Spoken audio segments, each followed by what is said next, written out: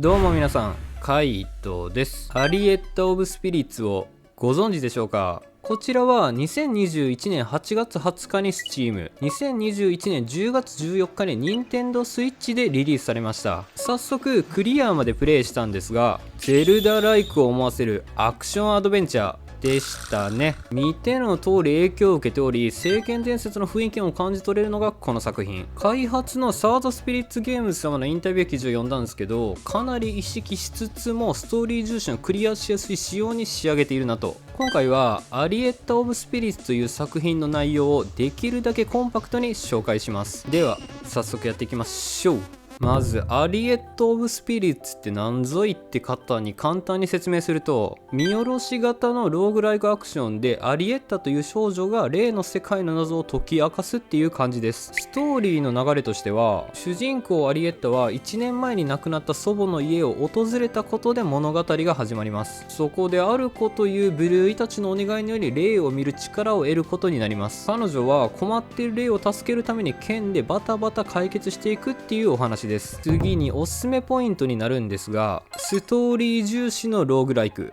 このゲームで面白かったのはストーリーの一択に感じましたね。アリエッタが力を与えられて数々の霊たちの問題解決に挑んでいくのは見ていて全然飽きなかったです。というより続きがすごい気になるんですよね。おばあちゃんのくだりから魔女と言われる薬剤師、鳥小屋さんなどのやり取りは純粋に楽しかったですね。レイのおとぎ話のような展開に 2D での細かい動きなどもよく表現されているので、演出もめちゃくちゃ素敵で、アルゴが可愛い。画面でのゼルダ補正が半端ないのも事実なんですけど、アクションに関してはキル、ドッジロール避け、後にバリアの3コマンドなので、雑魚戦もボス戦も容易にご利用して勝てるのがぐんぐんプレイできました。 HP表示もされるので体力管理もしやすく戦いやすかったですね。クリアとしては4時間半でいけたので十分満喫はできました。ちなみにクリア後要素としてはエキスパートが解放されるので、腕試しされたい方は挑戦するのをお勧めします。あとは少し気になったところなんですが、アクションが少し単調すぎる。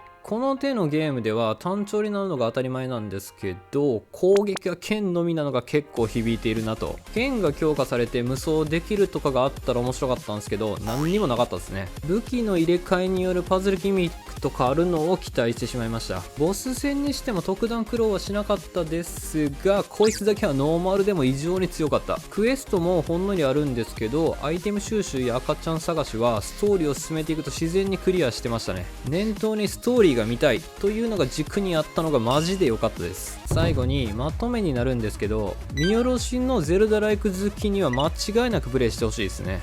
少し値が張るなと感じたらセールの時に買い漁ってプレイするのもありかもしれません。きっとアリエッタの一つ一つの行動から目が離せなくなりますよ。このチャンネルではインディーズ作品を中心におすすめのゲームをクリアして紹介しております。少しでも参考になった方がいればチャンネル登録や高評価をしていただけると幸いです。ではでは、